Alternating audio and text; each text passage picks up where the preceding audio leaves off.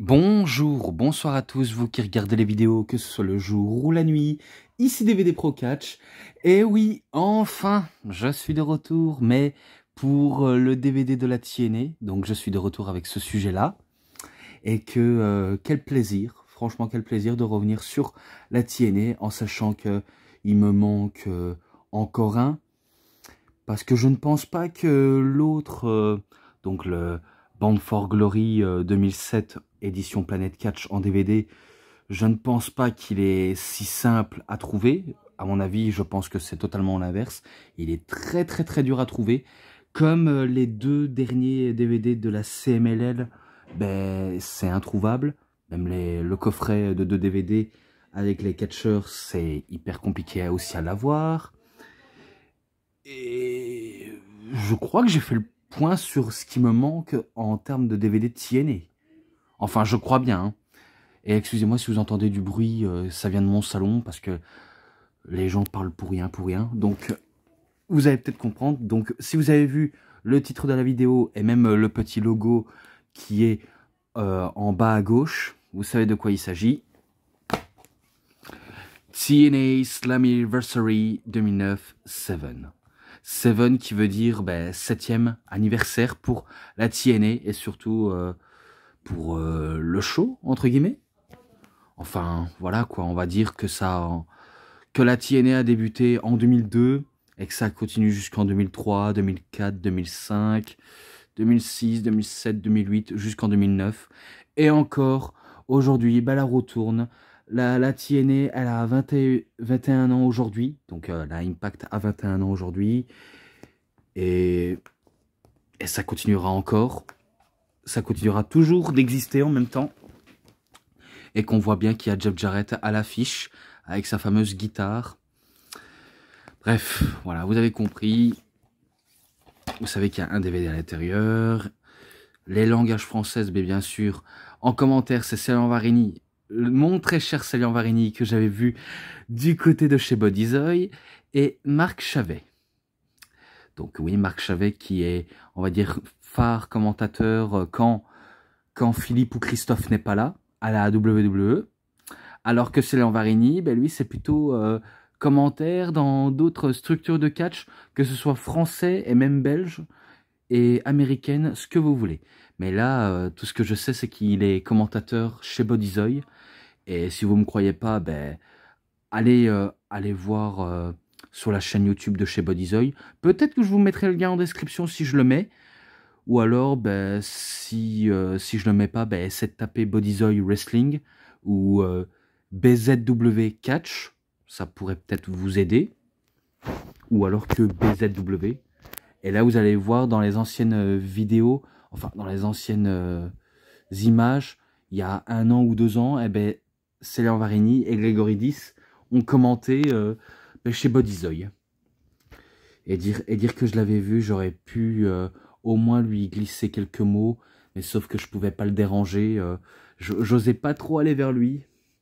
Mais bon, ça c'est un tout petit regret personnel, mais voilà, du fait que au moins je l'ai vu en vrai et que il est pas perché, mais il est toujours aussi passionné et toujours à fond dans ce milieu-là, et que c'est incroyable de le voir aussi ben, aussi impliqué, et que je comprends pas pourquoi les gens d'aujourd'hui, par exemple les youtubeurs ou spécialisés en catch, même on va dire même les influenceurs catchesques, je ne comprends pas pourquoi ces personnes-là l'ont complètement oublié alors qu'il a vraiment tout fait pour le milieu du catch. Alors oui, je veux bien comprendre qu'il n'est pas non plus très bien apprécié par certaines personnes. Voilà, comme quoi, on va dire, il cherchait tout simplement à enterrer la WWE en commentaire, ou quelque chose comme ça, mais sauf que j'ai jamais vu de telles âneries pareilles, en sachant que lui aussi, il avait déjà commenté la WWE de son côté, mais que on ne sait pas plus, on ne sait vraiment pas plus. On sait que Célian Varini a beaucoup, on va dire, de points communs par-ci par-là, en termes de catch. Et quand c'est pas en termes de catch, c'est aussi dans le MMA. Et quand c'est pas dans le MMA, mais dans d'autres disciplines de sport. Et voilà quoi. Donc là, je suis en train un tout petit peu parler sur Seigneur Vareni, alors que c'est vrai que j'aurais pu lui dire bonjour le jour de la veille du show à Charleroi. Mais bon, comme quoi, si jamais peut-être Bodyzoy viendrait du côté de Charleroi, du côté de Gilly, ou de quelque part, bah, ce serait un plaisir d'aller les revoir, surtout les catcheurs que j'ai vu combattre, que ce soit différentes personnes. Bref, ce serait un vrai kiff de les voir et de les dire bonjour. Et pourquoi pas essayer de poser quelques questions. Voilà, comme ça, ce sera, on va dire, mon côté coup de cœur et un peu aussi le côté fan qui parle. Voilà, j'espère que vous m'aurez compris. Donc là, ce sont des bonus, parce que là, je commence directement par des bonus. Interview d'avant et après match, et que je vais pas, on va dire, trop m'y attarder dessus non plus. Tout ce qu'on sait, c'est que à la fin du main event, Jérémy Borash, donc JB, essayait de interviewer le vainqueur, donc Kurt Angle, Samoa Joe et la moitié de la main event Mafia. Et ou encore ceux qui ont combattu la veille, comme Abyss, Daphne, Raven, et que je vais vous dire un truc, que dans le match entre The Hardcore par équipe mixte Monster Balls, Daphne, elle a chuté dans les punaises, et que on voit dans le cabinet du médecin, le médecin qui retire des punaises, et que surtout, en particulier, des punaises qu'elle a dans le crâne. Et que ce qui m'a dérangé et que ce qui m'a aussi étonné, c'est que de la voir comme ça, en train de rigoler, oui, vous avez bien compris, rigoler alors que le docteur est en train de lui enlever des punaises qu'elle a dans le dos et quelques-unes dans le crâne. Et ben je me suis dit, mais putain, mais elle est pas normale. Ok, je suis d'accord que qu'elle se fait appeler toujours la sexy zombie, mais what the fuck? Tu rigoles parce que t'as des punaises dans le crâne ou dans le dos, t'es sadomasochiste. À un moment donné, il faut se dire, il faut se poser des questions. Elle est sadomasochiste. Ah, peut-être qu'elle adore avoir mal. Elle est comme Abyss, finalement. Abyss, il adore avoir mal et il rigole comme un gogol à avoir mal. C'est... J'ai pas d'autres termes, mais voilà quoi. Bon, après, il y en a même qui ont été déçus d'après-match de perdre, donc ça se laisse comprendre. Mais j'ai pas envie trop d'aller dans les détails dans les bonus, voilà. Et après, il y a les petits clips, par exemple les clips de Turning Point 2008, auxquels j'avais déjà fait une review, mais que je ne veux pas refaire, même si la vidéo, elle bug. Voilà, il faut comprendre que si je ne veux pas le faire, c'est parce que déjà, si on m'aurait dit il y a quelque temps de le refaire en même temps que les autres, je les aurais fait. Mais là, vu comment c'est trop tard, et c'est pareil pour Slammiversary de 2012, même si à la toute fin, l'image elle bug, je vais pas quand même le refaire. Parce que je suis un peu saoulé en fait de faire. J'en ai marre de refaire parce qu'après, c'est quoi la suite de le refaire? Je dois refaire au tout début où j'ai commencé et que je dois plus maintenant m'appeler DVD Pro Souvenir mais DVD Pro Catch. Il faut un tout petit peu arrêter de déconner à un moment donné. J'ai fait ça, tant pis s'il bug, je ne sais rien faire mieux. Et merde, voilà, merde, tout simplement. Turning Point. Il y avait aussi le clip de... Je dois dire des bêtises, mais peut-être aussi le clip de Destination X, peut-être. Ouais, je dis ça au pif. Hein. Et le clip de l'entrée de AJ Styles. Tout simplement. Donc voilà ce que je voulais en venir sur ça. Et que maintenant, on passe directement au match. Il n'y a pas de pré-show de la TNA. Donc ça laisse au moins me poursuivre de ce que je vais dire. Et vu comment j'ai fait des notes. Donc, dans le match, pour The King of the Mountain, pour le championnat de la X Division, donc de l'échelle bien sûr, pour placer la ceinture au crochet.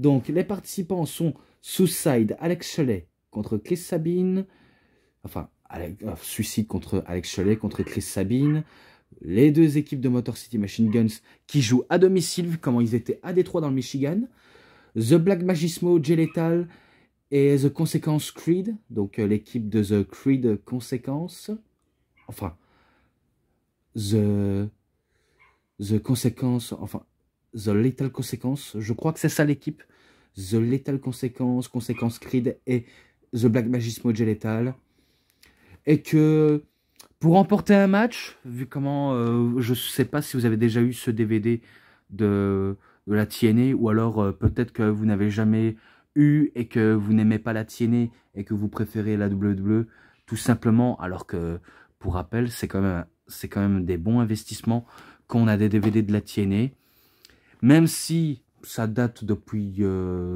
quelques 10 ans, on va dire, une dizaine d'années, on peut dire ça au pif, si on se trompe, mais que ça reste quand même une sacrée découverte, hein, surtout pour les collectionneurs, et que faut absolument pas le regretter. Donc, je peux rien dire de plus, si ce n'est que le match là, tout ce que je sais, c'est si quelqu'un remporte par tombée ou par soumission, de temps en temps, entre guillemets par disqualification ou par KO, eh ben, le catcheur qui subit le pin ou la soumission va directement dans la toute petite prison à l'extérieur du ring et est resté pendant 2 minutes, et que le catcheur qui a, on va dire, fait le pin sur son adversaire, qui l'a mis dans la prison, est légitime. Donc pendant 2 minutes, eh ben, le catcheur va être libre et va retenter sa chance de battre ses rivaux pour redevenir lui-même légitime, et ainsi de suite, ainsi de suite. Donc tout le monde est y passé, et que on pensait vraiment que ce soit Alex Shelley ou Chris Sabin, peut-être Black Magismo ou même The Consequence Creed, donc Xavier Woods. On croyait vraiment que l'un des deux allait repartir avec le titre. Finalement, ce n'est pas le cas, même si Alex Shelley et Chris Sabin, même s'ils sont copains comme amis, dans les Motor City Machine Guns, ils ont plus de chances de remporter le titre pour gagner à domicile, mais qu'ils ont un tout petit peu à perdre, parce que si jamais ils se séparent, ou alors ils perdraient à cause des disputes. Et pourtant, on sait que près de 20 ans plus tard, parce que oui, ça fait, on va dire, déjà 20 ans que les deux gars se connaissent, enfin, je crois plus que 20 ans, peut-être 22 ou 23 ou 24 ans qui se connaissent, parce que justement les deux aujourd'hui sont expérimentés, et qu'aujourd'hui Alex Shelley est champion du monde d'Impact, de la TNA bien sûr, et Chris Sabin, il est redevenu champion de la X Division, donc des années après, toujours champion, hein. Franchement, il perd pas d'une mine. En même temps, c'est vrai que si seulement les deux Motor City Machine Guns auraient été du côté de la WWE, je suis presque à parier que ça ferait des étincelles et qui apporterait du prestige à la division par équipe, même s'ils sont pas très très grands. Au contraire, ils sont, on va dire, très aériens et très rapides en même temps, mais que je suis sûr ça aurait cartonné. Bon, après, c'est pas tout le monde, hein, vu comment la chance tourne pas très facilement, ça peut tourner de l'effet inverse, mais ça aurait pu le faire. Même si je sais qu'il a été coach à la WWE et pas catcheur. Alex Shelley, je crois qu'il a déjà catché et aussi été coach. Mais pourquoi pas un run pour retenter leur chance et peut-être pour cartonner à la WWE, ça pourrait le faire. Même si je sais qu'il y en a des anciens catcheurs de la TNA qui ont déjà été à la WWE, mais en tant que coach, par exemple James Storm. James Storm, il a été coach. Le Monstre Abyss, je crois que lui aussi, ou alors il a été officiel. Et peut-être Chris Harris aussi. Mais sauf que Chris Harris, il a déjà catché à la WWE, mais sous un autre gimmick. Et ça, ça a été dit dans l'univers d'Ajus. Donc, Ishtu et Ajus, on en parlait. Et que moi, j'avais carrément oublié son passage. Et que je ne savais pas que c'était Chris Harris. Donc, dommage, dommage. Mais en parlant de ça, dans le match là, c'était que de la pure X-Division à l'état pur. Et que je me rappelle à un moment donné, Sabine se laisse exprès subir le tombé par Alex Shelley pour qu'il finisse en prison pour les 2 minutes. Après, c'est Suicide, The Consequence Creed. Et après, où je croyais à un moment donné que Alex Shelley était, on va dire, seul pour mettre le titre au crochet, il se fait arrêter par Suicide qui le coupe en plein élan et qui le met KO et qui prend le titre sous les huées du public, alors que Suicide, c'est un super-héros, un super, on va dire, un super gentil, même si il n'a pas d'expression faciale qui correspond que c'est un gentil. Peut-être son attitude un peu suicidaire, mais il prouve à quel point que c'est le champion et que il peut être un gentil quoi qu'il arrive. Donc c'est lui qui met la ceinture au crochet et c'est lui le roi de la montagne de la X-Division et qui conserve son titre. Donc victoire de Suicide, 3,50 et je repoursuis parce que j'ai pas envie de perdre un maximum de temps vu comment il y en a qui peut dire que je prends beaucoup trop de temps pour en citer que. Donc voilà, je repoursuis. Match de seconde chance, peut-être pour un titre de la X-Division, pour un titre poids lourd, même titre par équipe. Mais The Fallen Angel, enfin Chris Daniels, tout court Daniels, qu'on connaît sous le nom de Christopher Daniels, contre The Franchise, Shane Douglas. Donc oui, Shane Douglas, il retente sa chance, et si jamais il perd, il suffit de lui dire ciao, bye bye, ne revient plus à la TNA. Donc s'il échoue, il a quasiment tout à perdre. Et pourtant le match fut court, hein. Fut court vu comment le match il peut être bien, mais c'est pas non plus la folie non plus, et que Shane Douglas il lutte à chaque fois pour éviter de ne pas perdre, même si il sait bien que il a, on va dire, le public pas dans sa poche, mais plutôt le public ado, vu comment il est très détesté parce que il est arrogant, il est méprisant, et il croit que la victoire vient comme ça. Alors justement, là, c'est vraiment un pied de nez qui lui attend. Hein. Vu comment Daniels, il fait le prouver le contraire et il fait un genre de STO jusqu'à sortir son BMI, donc le Best Moonsault Ever. Ouais, je sais que c'est un peu compliqué de le dire en version anglaise, donc BMI, donc le BME qui veut dire Best Moonsault Ever. Donc, le tout meilleur moonsault. Donc, il remporte avec un best moonsault ever. Il bat Shane Douglas. Et c'est la victoire. Même s'il n'y a pas d'enjeu, c'est la victoire du l'ange déchu. Donc, c'est à 3,5. Voilà, sympa, mais sans plus. Et du coup, il doit quitter la TNA. Tout simplement. Match pour le titre féminin des Knockouts. Angelina Love, accompagnée par les Beautiful People, Madison Ray et Velvet Sky contre la Tarentule, l'ancienne Victoria de la WWE, Tara. Donc oui, elle affronte Tara pour le titre. Et ce que je peux dire de plus, au début ça commençait bien et que la vétérante enchaîne avec des tartes sur ses adversaires, même si Madison Rain et Velvet Sky n'ont rien à faire dans le match, mais elles sont à l'extérieur pour encourager leurs copines. Mais elle leur fout quand même des claques, parce que oui, elle a de l'expérience, donc on respecte les anciennes. Et si on ne respecte pas les anciennes, une claque dans la gueule, ça va vite. Et tu manges du pain, tu as mal aux dents, tu as mal à la joue, et à la fin, on t'appellera tête à claque. Même si je sais que cette expression est un peu, on va dire, sortie de nulle part, et que ça n'a aucun sens de ma part. Mais je permets de le dire. Je permets de le dire sans trop prétention.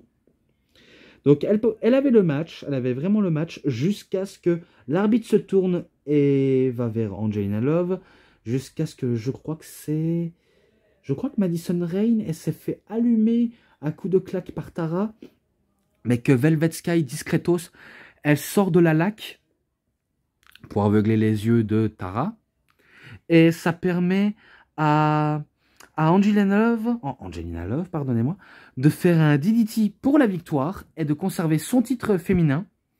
Donc celle qui part bredouille de ce match et qui conserve son titre, alors que Tara, ben, elle part sans rien avec la défaite.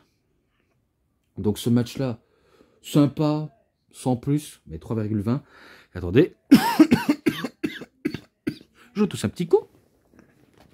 Voilà, parce qu'on n'est pas parfait pour rester charismatique à parler sans tousser, c'est impossible. À part le faire en séance, mais c'est compliqué. Donc là, comme je le dis, vu comment j'étais passé tout à l'heure à l'interview où Daphné se fait enlever les punaises du dos et de la tête, et bien là, c'est le match où vous allez peut-être comprendre et que je suis presque sûr que le DVD et le match, vous l'avez tous déjà vu.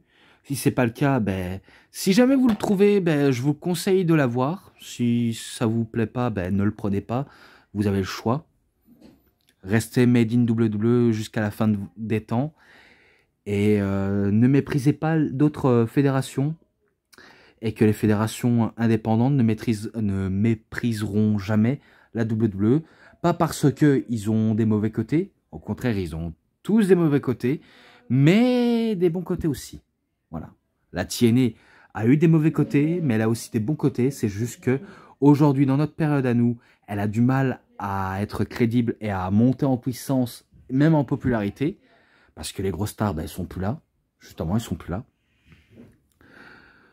Mais bon, ça c'est une autre histoire. Mais le match pour match par équipe mixte Monster Balls. Donc le bal des monstres.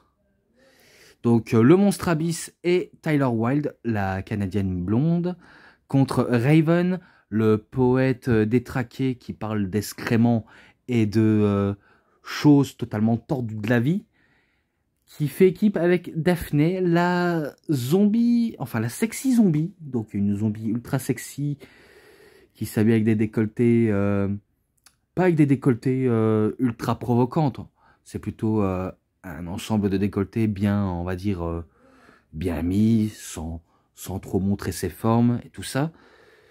Et ils sont accompagnés par Stevie Richards, donc le docteur Stevie. Donc il les accompagne au match et que, pour histoire, je pense que vous savez, le Monstre Abyss a été pendant longtemps le fameux client de Dr Stevie, vu comment il avait été mis dans un hôpital psychiatrique par addiction à la douleur, et que c'était Dr Stevie qui s'occupait de son cas, comme un véritable docteur qu'il est, et qu'il a transformé son patient en véritable monstre, et que Dr Stevie est un peu le Frankenstein, et que le monstre Abyss, c'est le monstre de Frankenstein. Et moi qui croyais que je disais l'inverse au prix ou bas, mais bon, je peux pas, on va dire, tout savoir toute l'histoire, mais tout ce que je sais, c'est que dans l'histoire, il a été interné, il a été contrôlé comme un véritable monstre, il a été, on va dire, le joujou préféré de l'État, on va dire ça comme ça. Et que là, il a une chance de se rattraper et faire souffrir ses adversaires. Et d'ailleurs, il va le faire justement, il va faire souffrir Raven, même Daphné, il va même s'en prendre à Daphné, soit par inadvertance ou par exprès, même si vous allez peut-être dire, ouais, c'est honteux, les mecs qui s'attaquent aux femmes, c'est vraiment des bouffons, je comprends pourquoi certains les quittent parce qu'ils se sont battus, enfin ce sont des femmes battues, quoi. Sachez que les femmes, même à l'heure d'aujourd'hui, sachez que les femmes, ce sont des catcheuses. Et que les catcheuses s'entraînent avec des mecs catcheurs, comme avec les filles catcheuses. D'accord? Parce que, à ceux qui disent, ouais, ils ont frappé une femme, c'est honteux de frapper des femmes dans le catch. Vous ne comprenez rien. Vous ne comprenez rien. Et je dis pas ça parce que je suis misogyne ou macho. Je ne dis pas ça du tout. Mais il faut comprendre que les femmes savent ce qu'ils font quand ils sont bien encadrés par des professionnels, que ce soit hommes ou femmes. Et que tant qu'ils sont bien, on va dire, traités et pas battus comme certains le disent, on ne peut pas prouver si elles sont battues ou pas. D'accord? Tant qu'elles sont professionnelles et qu'elles n'en souffrent pas pour de vrai dans la vraie vie par les battages par les mecs ou par d'autres filles, ça dépend les personnes. Et encore une fois, il y a des trucs que j'ignore, mais il y a des trucs que j'ai pas absolument tout faux non plus. D'accord? Donc c'est juste une mise au point, mais ce sont des professionnels. Les hommes et les femmes sont des professionnels. Ce sont certes des acteurs dans le ring, mais des véritables sportifs. D'accord? Et que de voir ce match-là, ben, ça peut être parfait s'il n'y a pas la moindre botch, s'il n'y a pas d'autres stupidités dans le match. Mais là, c'est un match normal. Beaucoup de brawls dans le ring comme à l'extérieur du ring. Il y a beaucoup de brawls. Et je me rappelle que Daphné, elle en a eu pour son grade, surtout quand Taylor Wilde a fait un genre de splash sur la rampe d'entrée, sur Daphné, alors que Daphné, elle était sur la table, alors que ça s'enchaînait des coups avec Raven et Abyss, donc ça s'enchaînait des coups. Et après, plus loin dans le match, même Dr Stevie a voulu s'en mêler et que Abyss le maîtrise en le tabassant, en le frappant, et que après ce fou de Abyss, il va chercher un sac de punaises. Il voulait sortir, mais Dr Stevie lui offre un coup de chaise dans le crâne, et ça va lui ouvrir le crâne à Abyss, même si on sait qu'il a fait un blade job. Mais ça, je peux pas trop ouvrir ma bouche, vu comment après vous allez dire « Ah, tu la ramènes trop avec le blade job, pourquoi tu dis ça? T'es même pas sûr qu'ils ont fait un blade job. » Bon, un blade job, vous savez, c'est quand ils se coupent avec une lame de rasoir. Même si, il faut le reconnaître, même avec une lame de rasoir, quand on se coupe le front, ça fait mal. Et ce serait stupide aussi de se couper avec une lame de rasoir sur les bras ou sur la gorge, même sur la peau du dos, du torse. Les catcheurs ne font pas ça, c'est plus sur le front. Mais rien de plus. Donc, Abyss est ensemble, mais il adore la violence, il adore voir saigner du sang. Mais il s'acharne et il n'abandonne pas, il perd pas le nord. Donc, après avoir allumé Dr Stevie en essayant de faire passer à travers une poubelle métallique, mais sauf qu'il a évité de justesse la poubelle métallique, et que Daphné a voulu faire une slipper sur Abyss, sur le monstre, mais sauf que, voilà, elle peut pas faire endormir le monstre comme ça, et qu'elle est prise au piège, elle demande de l'épargner à Abyss, mais c'est là où il y a Tyler Wilde qui est sur son chemin, et que elle attrape, elle saisit Daphné en le faisant un spinebuster, et Daphné, elle tombe sur le dos et le crâne dans les punaises. Et là, elle a senti passer. C'est sûr, quand tu tombes dans les punaises, tu le sens passer. Et après, c'est Raven qui va finir dans les punaises avec un Black Slam. Donc il en termine avec un viens dans mes bras et je t'écrase. Et c'est la victoire assurée. Donc victoire de Abyss et de Taylor Wilde. Et ce match-là, 3,60. Je le mets ça, je le mets 3,60 pour une fois. Et là maintenant, bah, match en 1 contre 1. Et le vainqueur pourra rejoindre ou alors être recruté par la Main Event Mafia. Donc Sting contre Matt Morgan. Donc il a des chances de rejoindre la Main Event Mafia si il en a les capacités, même face à Sting, parce que encore c'est Sting et il faut prouver à quel point on a les tripes et du cœur et aussi tout le savoir-faire pour rejoindre cette fameuse faction de mafieux. Et bien, vu comment il a montré des prouesses, pas très techniques, mais prouesses de bourrin, et en quête de puissance, c'est sûr, il est puissant, Matt Morgan, il aura tout tenté, mais l'expérience et l'intelligence de Sting aura eu raison de lui, même si je me rappelle, il a eu quelques bons spots, par exemple des coups de coude dans le coin, et même un genre de bro kick, tenter quelques 3 moves, et qu'il a voulu passer à son finish, et que ça lui est retombé dessus, vu comment Sting, il retourne la situation en le faisant un Stinger Splash, et a même essayé de tenter le Sharpshooter, donc le Scorpion Leg Drop, et tenter aussi le Scorpion Deathlock, donc le fameux Reverse DDT. Il a tenté de tomber, mais il s'est relevé au compte de 2. Après, ça s'enchaîne encore. Et là, Matt Morgan, il va commettre une erreur. Il a voulu trop en faire plus en faisant un splash au niveau du coin, mais sauf qu'il s'écrase tout seul dans le coin.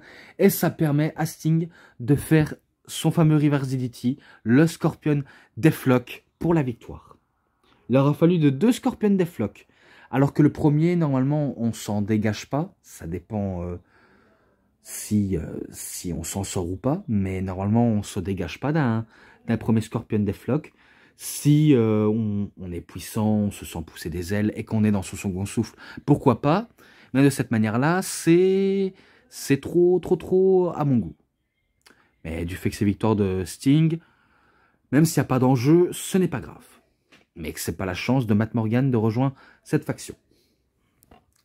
Donc ce match-là, 3,70, 70 si vous préférez.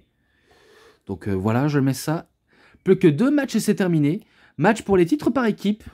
Donc pour les titres de la TNA justement. The Beer Money Inc., Robert Roode et James Storm, le cowboy James Storm, contre la Team 3D.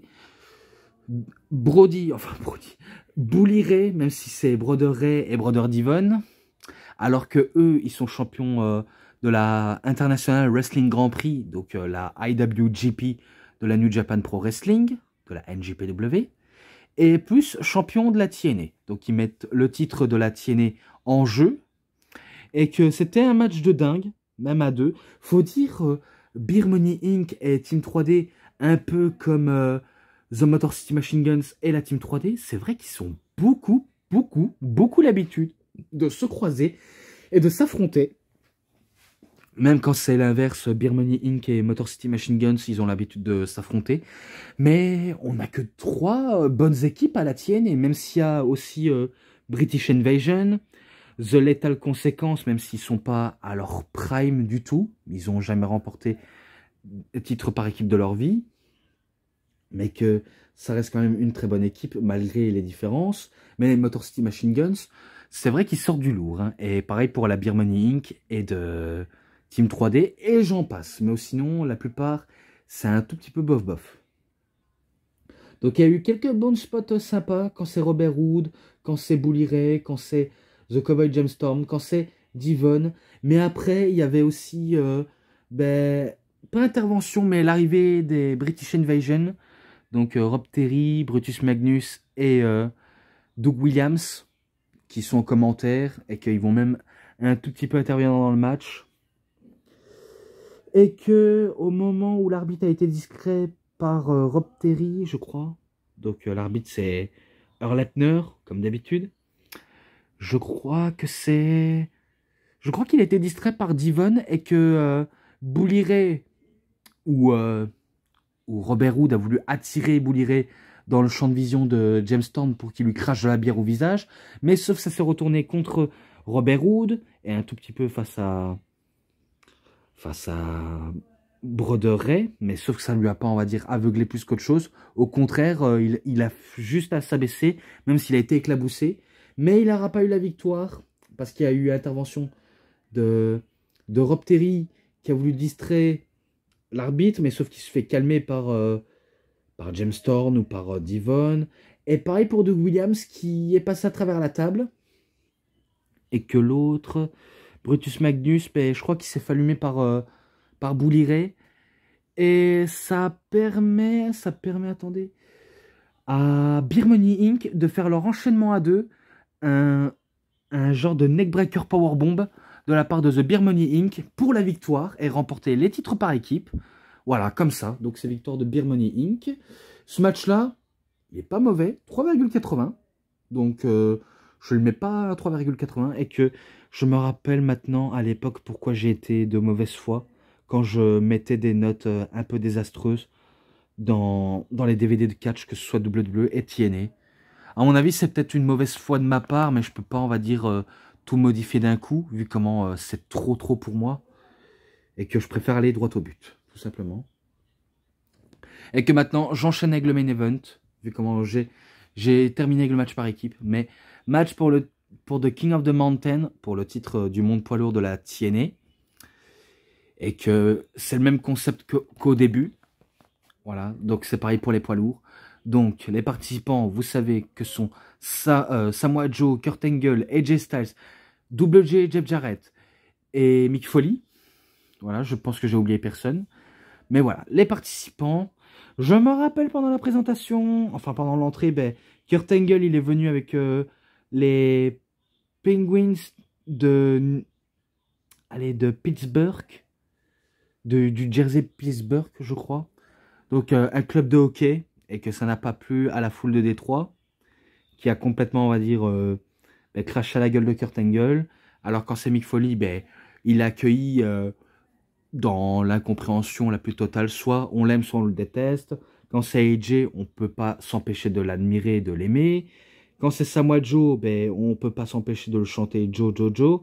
Quand c'est Jeff Jarrett, est-ce qu'on peut faire réellement confiance à lui, même s'il a fait tout son possible pour dicter sa loi à la TNA, même si on sait que c'est un TNA Originals, comme AJ Styles, et que c'est le patron de la TNA, mais qu'il a parfois abusé de son pouvoir pour parvenir à ses fins, et que maintenant, ben, il compte sauver la TNA du cancer qui est la Main Event Mafia. Donc il veut faire tout son possible pour réparer les morceaux, même si c'est un tout petit peu trop tard, mais il aura tout tenté. Alors que Samoa Joe, ben, lui, il cherche à régner sa vengeance sur la Main Event Mafia et sur tous ceux qui croient sur sa route. AJ Styles, ben, lui, il veut conquérir l'or en devenant une nouvelle fois champion du monde à la TNA, vu comment il avait été 3 fois champion de la NWA du côté de la TNA, et qu'il veut reconquérir l'or. Oh putain, j'en ai marre quand il y a du bruit. Mais voilà, vous avez compris le concept. Et que au moment de l'attaque, il y avait Samoa Joe, il avait le pull de Détroit. Il avait le pull de Détroit. Et que bizarrement, il se fait disqualifier. Bizarrement, alors qu'il n'y a pas de disqualification. Et je me suis dit, mais quoi, c'est ça le début? Il se fait disqualifier, il va dans la prison. Donc il va en prison.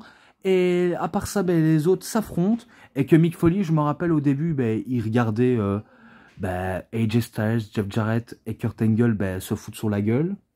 Alors que Joe, ben, il pestait et aussi, avec un air de haineux, ben, se trouve déçu d'être enfermé dans la prison, même si je suis sûr, un homme dangereux en prison, ben, un coup qui sort, eh ben, c'est sûr, ça va faire un énorme massacre.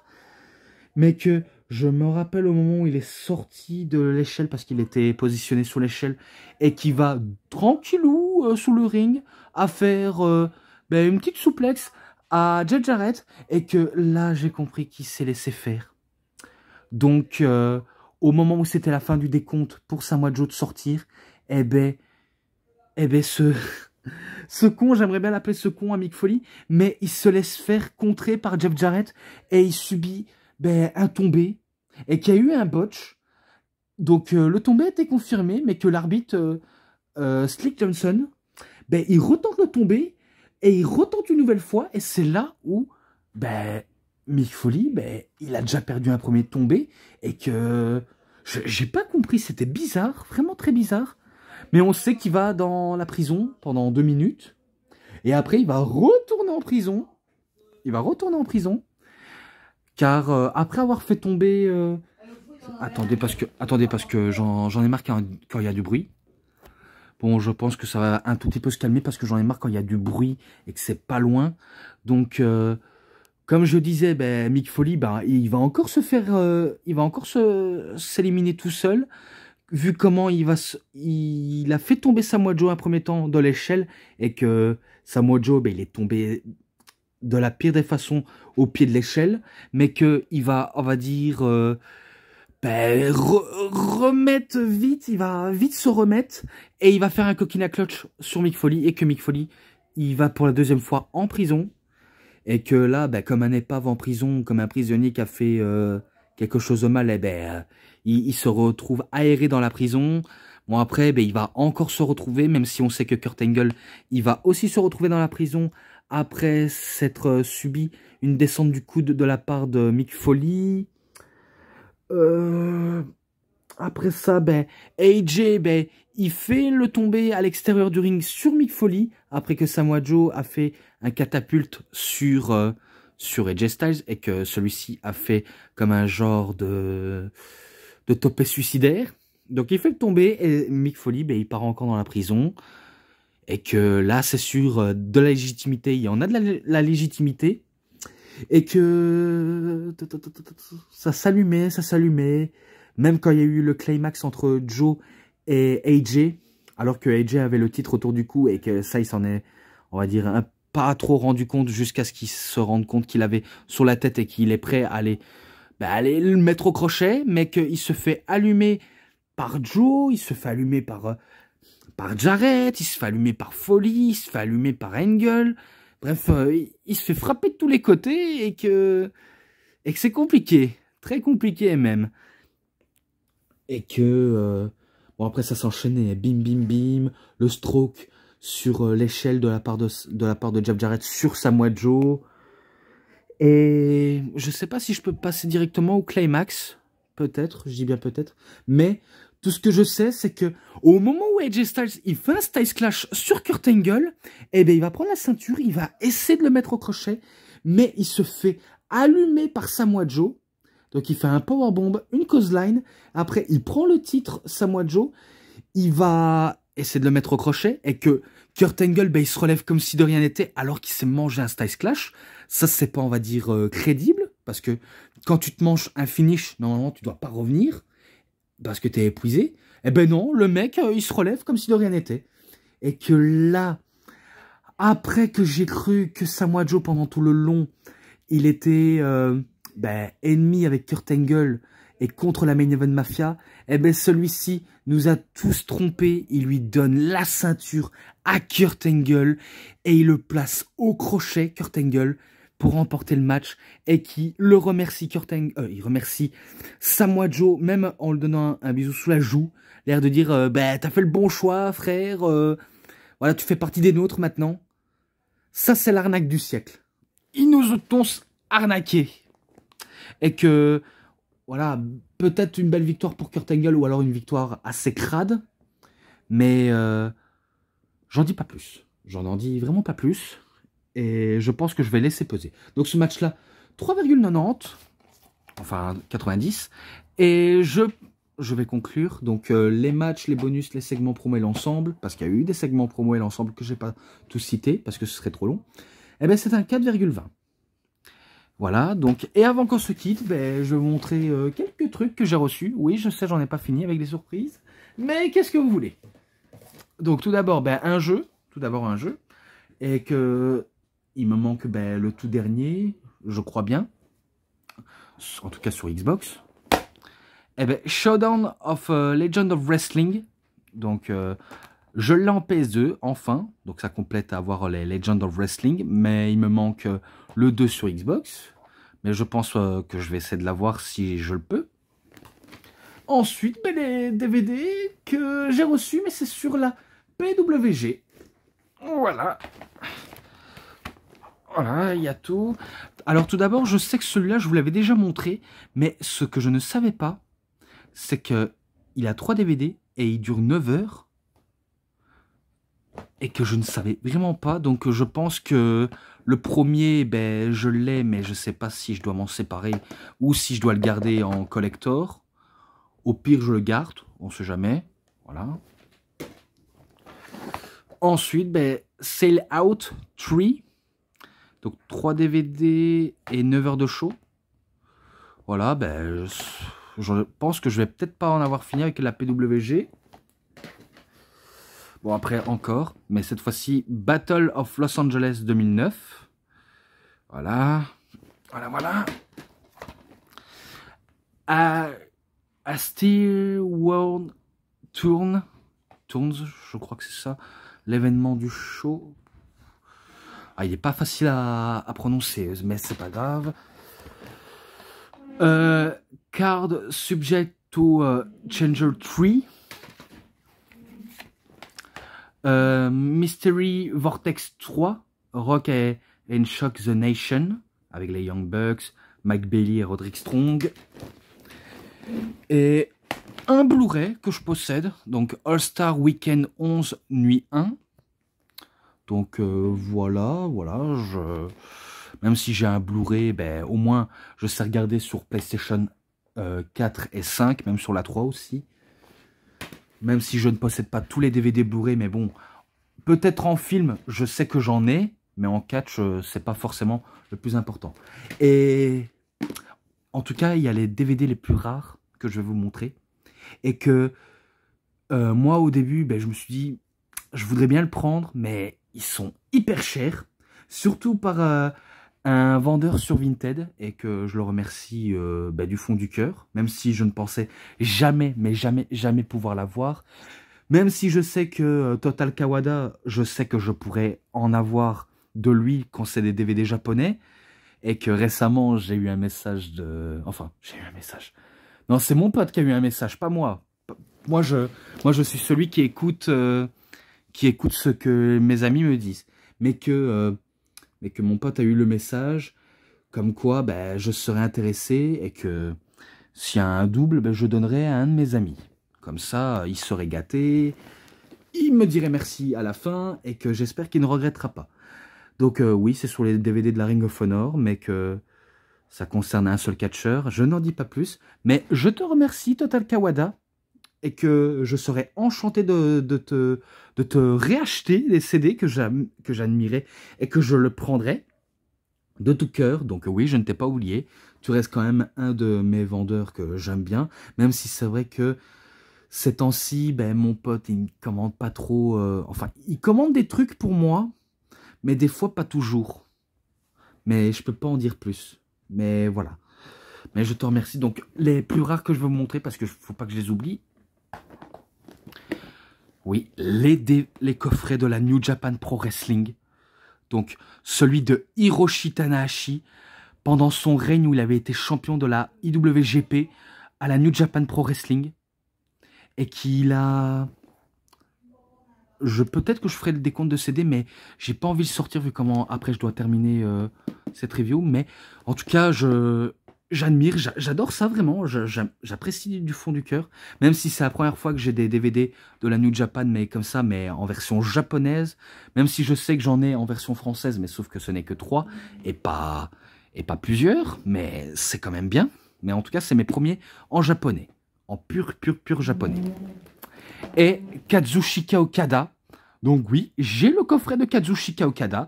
Et en tout cas, il a l'air incroyable. Pareil pour l'autre. Il a l'air vraiment incroyable. Voilà, c'est magnifique. Vraiment, je sais pas les mots pour vous dire, mais c'est magnifique. Donc peut-être que je ferai des reviews. Bon, après, il faut que je sois attentif dans ce que je regarde. Et qu'il faut que je prenne un plaisir fou à regarder. Mais là, ça dépend de mon train de la hype. Mais je vous promets que je ferai de mon possible. En tout cas, si c'est possible, je le ferai. Promis, juré. Et maintenant, moi, ben, je termine avec cette review. Donc voilà, c'est tout pour cette review. C'était DVD Pro Catch. J'espère que ça vous aura énormément bien plu. Et si vous avez aimé cette vidéo, vous savez ce qu'il vous reste à faire. Likez la vidéo, commentez, partagez, abonnez-vous à ma chaîne et cliquez sur la petite cloche pour avoir plus des notifications et des prochaines vidéos. Et moi je vous dis bonne journée, bonne soirée à tous. Au revoir tout le monde pour une prochaine vidéo. A plus à tous les fans de catch. Allez, bye bye tout le monde.